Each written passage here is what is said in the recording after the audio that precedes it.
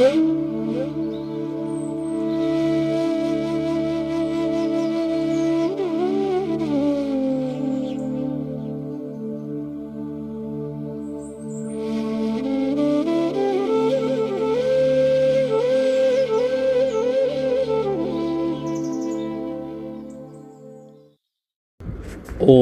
জননীং শারদাং দেবীং রামকৃষ্ণং জগদ্গুরুং পাদপদ্মে তয়ো শ্রিত্বা প্রণমামি মুহুর্মুহু।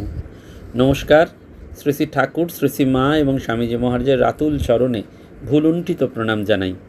জগন্নাথ দেবের চরণেও ভুলুণ্ঠিত প্রণাম জানাই, কারণ আমাদের আর একদিন পরেই রথযাত্রা মহোৎসব। চারিদিকে আমরা জগন্নাথ, বলরাম এবং সুভদ্রা দেবীকে নিয়ে উৎসবে মেতে উঠব। এবং সেই উপলক্ষে আপনাদের জানিয়ে রাখা যে রামকৃষ্ণ সারদা মন্দির, কামদেবপুর, চুঁচুড়ায় ওই দিন বিকালবেলায় ধর্মসভা আছে। পরম পূজ্যপাদ স্বামী জ্ঞানলোকানন্দজি মহারাজ এবং আমি ওই ধর্মসভায় উপস্থিত থাকব। বিকালবেলায় আপনারা সকলে আসতে পারেন। 16ই আগস্ট স্বামী বিবেকানন্দের বাড়িতে যে ভক্ত সম্মেলন, তার প্রবেশপত্র ইতিমধ্যেই নিঃশেষিত হয়ে গেছে। গুরু মহারাজের আশ্রিত সন্তানেরা, গুরু ভাই বোনেরা আমার সাথে একটু ব্যক্তিগতভাবে যোগাযোগ করতে পারেন, কারণ আমাদের এই সম্মেলনের জন্য হয়তো কিছু আপনাদের কাছে অনুরোধ করব আমরা। সেই অনুরোধের জন্য যদি কেউ কোনো কিছু ভার নেওয়ার জন্য এগিয়ে আসেন, তাহলে একটু ব্যক্তিগতভাবে যোগাযোগ করবেন, আমার সাথেই যোগাযোগ করবেন 9432202175 এই নাম্বারে। আরও কতগুলি উল্লেখযোগ্য ঘোষণা আমরা সময় সময় আপনাদের করব। আত্মবিকাশ এবং বিবেকানন্দ অনুধ্যান কেন্দ্রের মেয়েদের এই স্বয়ংসম্পূর্ণতার জন্য আপনাদের সাহায্য আমরা অবশ্যই প্রার্থনা করছি। এবং আজকে আমরা মহাপ্রভু জগন্নাথের কথাই স্মরণ করব, কিন্তু একটু অন্য আঙ্গিকে, কারণ 16ই জুলাই আমাদের দক্ষিণেশ্বরেও আপনারা জানেন রামকৃষ্ণ মঠের নবনির্মিত মন্দিরে প্রভু অবস্থান হবে এবং সেই প্রভুর বিগ্রহ প্রতিষ্ঠা করবেন পরম পূজ্যপাদ শ্রীমৎ স্বামী গৌতমানন্দজি মহারাজ। আমরা জানি যে প্রায় 70 যুগে ওড়িশার প্রাচীন পুঁথি ব্রহ্মাণ্ড পুরাণে এই জগন্নাথ দেবের রথযাত্রার ইতিহাস প্রসঙ্গে বলা হয়েছে যে 70 যুগেই রথযাত্রার প্রচলন হয়েছিল এবং সেই সময় উড়িষ্যা মালব দেশ নামে পরিচিত ছিল। সেই মালব দেশের সূর্যবংশীয় পরম বিষ্ণু ভক্ত রাজা ইন্দ্রদ্যম্নু স্বপ্নাদিষ্ট হয়ে ভগবান বিষ্ণুর জগন্নাথ রূপী মূর্তি নির্মাণ করেন এবং রথযাত্রার স্বপ্নাদেশ পান। পরবর্তীতে তার হাত ধরেই পুরীতে জগন্নাথ মন্দির নির্মাণ হয়েছে এবং রথযাত্রার প্রচলন শুরু হয়েছে। বাংলায় এই রথ প্রচলনের আবার ভিন্ন প্রেক্ষাপট। পুরাবিদদের মত অনুযায়ী পুরীর জগন্নাথ দেবের রথযাত্রা থেকে বাংলাতেও রথযাত্রার সূচনা এবং চৈতন্য মহাপ্রভু নীলাচল থেকে এই ধারাটি বাংলায় নিয়ে আসেন। স্কন্দ পুরাণে সরাসরিভাবে জগন্নাথ দেবের রথযাত্রার কথা পাওয়া যায় এবং সেখানে পুরুষোত্তম ক্ষেত্র মাহাত্ম্য উল্লেখ করে মহর্ষি জৈমিনী রথের আকার, সাজসজ্জা, পরিমাপ ইত্যাদির বর্ণনা দিয়েছেন। পুরুষোত্তম ক্ষেত্র বা শ্রীক্ষেত্র বলতে আসলে পুরীকেই বোঝায়। পুরীতেই যেহেতু জগন্নাথ দেবের মন্দির স্থাপিত, তাই এই মন্দিরকে পবিত্রতম স্থান বলে মনে করা হয় এবং এই রথযাত্রা এই পুরীর একটি অন্যতম আকর্ষণ। 3টি রথের আবরণীর রং আলাদা হলেও প্রতিটি রথের উপরিভাগ লালই হয়ে থাকে এবং রথ 3টি জগন্নাথ মন্দির থেকে 3 মাইল দূরে গুন্ডিচা মন্দিরের উদ্দেশ্যে যাত্রা শুরু হয়। রথ নির্মাণের নির্দিষ্ট দৈর্ঘ্য মাপ রয়েছে এবং সেখানে কোনো প্রকার পেরেক, নাটবল্টু, ধাতু এইসবের কোনো ব্যবহার নেই। আমরা যে প্রসঙ্গে আজকে স্মরণ করছি, গুপ্তিপাড়াতেও এই স্নানযাত্রা এবং ঐতিহ্যবাহী রথের মেলা হয়। রানী রাসমণির জানবাজারের রথযাত্রা দেবোদ্দিজে ঐকান্তিক ভক্তি, জনগণের প্রতি অগাধ প্রেম, চারিত্রিক দৃঢ়তা, অজেয় ব্যক্তিত্ব, আধ্যাত্মিকতা, সততা, হৃদয়বত্তা এবং বিপুল কর্মযজ্ঞের জন্য রানী রাসমণি হয়ে উঠেছিলেন স্বয়ং সিদ্ধা নারী। প্রজ্ঞা, বোধ, বুদ্ধি, দার্শনিক জিজ্ঞাসা, আত্মপ্রত্যয় এবং সনাতন হিন্দু চিন্তা এবং মনন ভাবনার নিজস্ব দৃষ্টিকোণের উৎকর্ষতায় রানী রাসমণির জীবন ইতিহাস হয়ে উঠেছে, প্রকৃতপক্ষে ভারতাত্মার ইতিহাস। ঠাকুর বলেছিলেন, রানী রাসমণি শ্রী শ্রী জগদম্বার অষ্টনায়িকার একজন, ধরাধামে তাহার পূজা প্রচারের জন্য আসিয়াছিলেন। কলকাতা থেকে অনেক নতুন নতুন নবজাগরণের পথ দেখিয়েছিলেন কলকাতাকে রানী রাসমণি। রানী রাসমণি মূলত শাক্ত আরাধনা করলেও পিতৃসূত্রে তিনি বৈষ্ণব ভাবাপন্ন ছিলেন, আর সে কারণেই পরবর্তীকালে তার শ্বশুরালয় রঘুনাথজিউ গৃহদেবতা হিসাবে প্রতিষ্ঠিত হয়। স্বামী রাজচন্দ্র দাসের বাড়িতে দুর্গোৎসব, দোল, নানান কিছু ধর্মীয় অনুষ্ঠান হলেও রথযাত্রা উপলক্ষে কোনো অনুষ্ঠান হতো না। স্বামীর মৃত্যুর পর রানী রাসমণি নিজের উদ্যোগেই জানবাজারের বাড়িতে রথযাত্রা উৎসব শুরু করেন। এর একটা ইতিহাস আছে। একদিন এই ধর্মপ্রাণা মহীয়সী তার কুলদেবতার পূজা করছিলেন। হঠাৎ তিনি রঘুবীরের এক আদেশ উপলব্ধি করেন। তিনি উপলব্ধি করেন যে তার কুলদেবতা রথে চড়ে ভ্রমণ করতে যেন ইচ্ছা প্রকাশ করছেন। কুলদেবতার সেই আদেশ পালনের জন্যই তিনি জানবাজারের জমিদারিতে রথযাত্রা উৎসব প্রবর্তনের সিদ্ধান্ত নেন। 1838 খ্রিস্টাব্দে প্রথম রথযাত্রা উপলক্ষে রথ তৈরি করেন রানী রাসমণি। তখনকার হিসাবে সেই রথ তৈরি করতে 1,22,000 টাকা খরচ করেন তিনি। আর সেই রথে গৃহদেবতা রঘুনাথজিউকে বসিয়ে নিজের মনোবাঞ্ছা পূর্ণ করেন। রথযাত্রা উপলক্ষে নানা স্থানে নানান ধরনের রথ এবং সেই রথে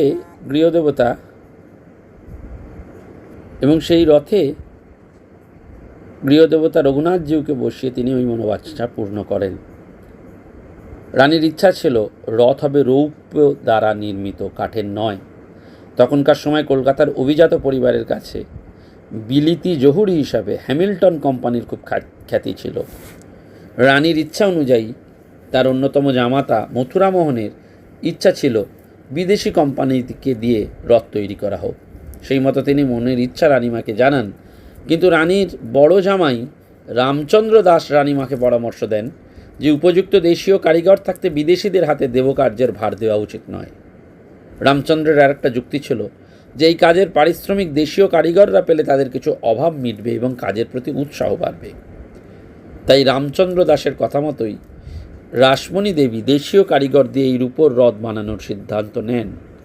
সিঁথি, ভবানীপুর প্রভৃতি জায়গা থেকে বাছাই করা কারিগর এনে তাদের যোগ্য পারিশ্রমিক দিয়ে নিজেদের বাড়িতে রেখে রথ বানানোর কাজ শুরু করেন।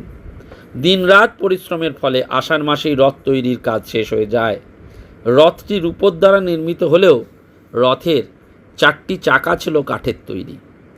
তারপর থেকেই জানবাজার রাজবাড়িতে মহাসমারোহে পালিত হয় রথযাত্রা। ঢাক, ঢোল, সানাই, কাড়া, নাকাড়া, বাঁশি, জগঝম্প এই রথযাত্রার সময় আনা হতো। সঙ্গে থাকতো কীর্তনের দল। প্রথমে রূপোর রথ যেত, তার পেছনে পেছনে আসতো কীর্তনের দল। শুধু কলকাতা নয়, কলকাতার বাইরের থেকেও মানুষরা এসে সামিল হতেন এই উৎসবে। রানীমা তার আত্মীয়দের নিমন্ত্রণ করে বাড়িতে আনতেন। প্রবোধচন্দ্র সাঁতরার রানী রাসমণি গ্রন্থ থেকে জানা যায় যে স্নানযাত্রার দিন মহা ধুমধামে রথ প্রতিষ্ঠা হলো। বহু ব্রাহ্মণ ভোজন এবং বিদায় দেওয়া হলো। মহাসমারোহে মহানগরী কলকাতায় জনসাধারণের সামনে এলো একটি রৌপ্যময় রথ। এছাড়াও তিনি লিখছেন যে গো জানে রোশন চৌকি, সানাই, ঢাক, ঢোল নানান শব্দে দিক মুখরিত করল। শতাধিক উড়িষ্যা এবং দেশবাসীর সুমিলিত সঙ্গীত এবং তার পেছনে বাউলের দল, যাত্রার দল, সংকীর্তনের দল, এরা সব আসতেন। প্রতি বছর 2 থেকে 3 মণ জুঁই ফুলের মালা কেনা হতো এই রথযাত্রা উপলক্ষে। তারপর রথের সামনে রানীর গুরুদেব এবং জামাতা খালি পায়ে একসাথে চলতেন। তাদের পেছনে থাকতেন নায়েব, দেওয়ান, সরকার, গোমস্তা, দাসদাসীরা। প্রায় 400-500 লোক রথ রজ্জু ধরে রথ টেনে নিয়ে যেতেন এবং রথে আসীন হতেন শ্রী শ্রী রঘুনাথজিউ। বলা যেতে পারে মহাসমারোহে নিষ্ঠার সঙ্গে পালিত হতো রানী রাসমণির রথযাত্রা। সঙ্গীতে বাদ্যে কোলাহলে হরি বলে মুখরিত হতো এবং রথ আয়তনে ক্ষুদ্র হলেও চক্র চতুষ্টয় ব্যতীত সব কিছু ছিল রৌপ্যময়। দেশ বিদেশ থেকে তখনকার দিনের লোক আসতেন এবং সেই সময় এক বছর রানীর শহরের সম্ভ্রান্ত সাহেবদেরও আমন্ত্রণ জানিয়েছিলেন। সাহেব মেম সেই আড়ম্বর দেখে লিখেছিলেন, বলেছিলেন, our eyes never met such a gorgeous pompous extraordinary occasion like this. Rani Rasmoni দেবীর দেহত্যাগের পর তাঁর রূপোর রথ ত্রৈলোক্যনাথ বিশ্বাস নিজের বাড়ির অংশে রাখেন। 1881 সালে রানীমার আর এক দৌহিত্র বলরাম দাস তিনি এই বিষয়ে মামলা করেন এবং মামলার নিষ্পত্তি হয় এবং ওই বছর প্রথম রথের পালা বলরাম দাস পান। রানীমার 5 জন দৌহিত্রের মধ্যে পালা করে রথযাত্রা হতো। 1910 সালে রূপোর রথের শোচনীয় অবস্থা দেখে বলরাম দাস সকল অংশীদারগণকে রথটি ভেঙে নতুন রথ তৈরির আহ্বান জানান। কেউ সাড়া দেননি। একমাত্র অমৃত দাস ও বলরাম দাস দুজনে মিলে 70,000 টাকা ব্যয় করে পুরনো রথের মতো নতুন রথ নির্মাণ করেন এবং গৃহদেবতা শ্রী শ্রী বামনদেব জিউকে বসিয়ে এই উৎসব পালন করতে শুরু করেন। এই সময় রাসমণি দেবীর রথের সঙ্গে সঙ্গে এই রথও বার হতো। পরবর্তীকালে এই রথ ভগ্নদশা প্রাপ্ত হলে রথযাত্রা উৎসব বন্ধ হয়ে যায়।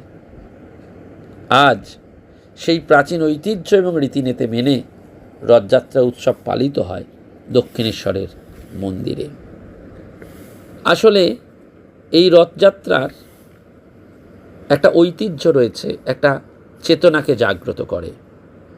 আমরা জানি রথযাত্রার মোটামুটি দিন 15 আগে জ্যৈষ্ঠ মাসের পূর্ণিমা তিথিতে জগন্নাথ দেবের স্নান যাত্রা হয়। এই দিনটিকে জগন্নাথ দেবের জন্মতিথি বলে মনে করা হয়। জগন্নাথ দেব, বলভদ্র এবং তার বোন দেবী সুভদ্রার স্নানকে কেন্দ্র করে হয় স্নানযাত্রার উৎসব। গুপ্তিপাড়াকে মনে করে অনেকেই গুপ্ত বৃন্দাবন, কারণ এখানে রয়েছে শ্রী বৃন্দাবন চন্দ্রের মন্দির। এই মন্দিরেই বাস করেন স্বয়ং ভগবান দারুব্রহ্ম।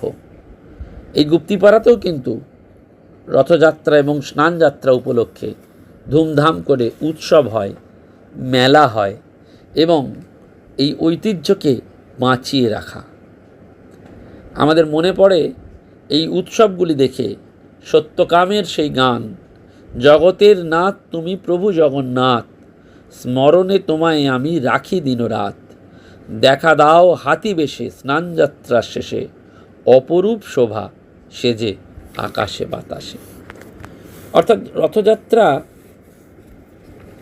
যেন আমাদের একটা ইনওয়ার্ড জার্নি, ভেতরের যাত্রা, ভগবানকে বোধ করার যাত্রা। আমরা পুরীর উৎসবের কথা জানি এবং জগন্নাথ মন্দিরের লোকবিশ্বাসের কথা জানি। বলা হয় লোকবিশ্বাস অনুযায়ী যে জগন্নাথ মন্দিরের উপরের অংশটিতে রত্নমূর নামে একটা বৃহৎ অদ্ভুত চৌম্বক শক্তি রয়েছে, যেটি মন্দিরকে যে কোনো রকমের ধ্বংসের হাত থেকে রক্ষা করে এবং কথিত আছে মন্দিরের উপর দিয়ে কিছু যেতে পারে না। কোনো পাখিকেও কখনো মন্দিরের উপর দিয়ে উড়ে যেতে দেখা যায়নি। এমনটা শোনা যায় যে সূর্যের অবস্থান যেদিকেই থাকুক, মাটিতে মন্দিরের চূড়ার কোনো ছায়া পরিলক্ষিত হয় না। অনেক লোককথা এই জগন্নাথ দেবের মন্দিরকে নিয়ে ছড়িয়ে রয়েছে, কিন্তু আমরা এটা বারবার বিশ্বাস করি, অনুভব করি যে সত্যি সত্যি এই রথযাত্রার তাৎপর্য আমাদের কাছে সেই বিবেককে, বোধকে, চেতনাকে জাগৃত করে। আসলে এই যে উৎসব, এই যে পূজা, এই যে পাঠ, এই যে প্রবচন, এগুলি তো সৎসঙ্গ। 3টি জিনিস আমাদের জীবনে সবসময় কাজে লাগে: সৎ চিন্তা, সৎকর্ম আর সৎসঙ্গ। সৎসঙ্গ না হলে সৎ চিন্তা আসে না, আর সৎ চিন্তা না হলে সৎ কর্মও করা যায় না। এই তিনটি দন্তেশ্ব আমাদের জীবনে ওতপ্রোতভাবে জড়িত। আমাদের মনের চেতনায় বারবার সেটি নাড়া দেয়। আর তাই এই রানী রাসমণির রূপর রত্নেই আমাদের আজকের অনুধ্যান রথযাত্রার পুণ্য প্রাক লগ্নে। আগামী 26শে জুলাই প্রাণারাম বাংলা ইউটিউব চ্যানেলের ভক্ত সম্মেলনে আপনারা আমাদের আধ্যাত্মিকতার যে প্রাণ কেন্দ্র বেলুড় মঠে আসতে পারেন। স্বামী অভেদানন্দ কনভেনশন সেন্টারে এই ভক্ত সম্মেলন হবে। আর রথযাত্রার দিন আপনারা শ্রী শ্রী শ্রী শ্রী শারদেশ্বরী আশ্রমে আসতে পারেন সন্ধ্যায়, ভগবানের সেই রথের রজ্জু স্পর্শ করা, রামকৃষ্ণ মঠ বলরাম মন্দিরে। আর সকালবেলাতে শ্রী শ্রী রাধা গোবিন্দ জিউ মন্দিরে সোদপুর সুকচরে, সেখানেও মহা ধুমধামে রথযাত্রা উৎসব, অভিষেক, পূজা পাঠ হবে। সেখানে আপনারা আসতে পারেন। যদি আসেন তার আগে একটু যোগাযোগ করবেন। আর বিকালবেলায় যারা চুঁচুড়া চন্দননগরের মানুষ, তারা শ্রীরামকৃষ্ণ সারদা মন্দির কামদেবপুর চুঁচুড়ায় আসতে পারেন। অভিনব এই মন্দির, অপূর্বতার পরিবেশ। আর পরবর্তীকালে আরও কিছু অনুষ্ঠান রয়েছে। পরম পূজ্যপাদ স্বামী গহনানন্দজি মহারাজের স্মরণের ভক্ত সম্মেলন নিয়েও আপনারা আমাদের সাথে যোগাযোগ করতে পারেন। আজকে এইটুকুই বলা। নমস্কার, ধন্যবাদ। প্রাণারাম প্রাণারাম প্রাণা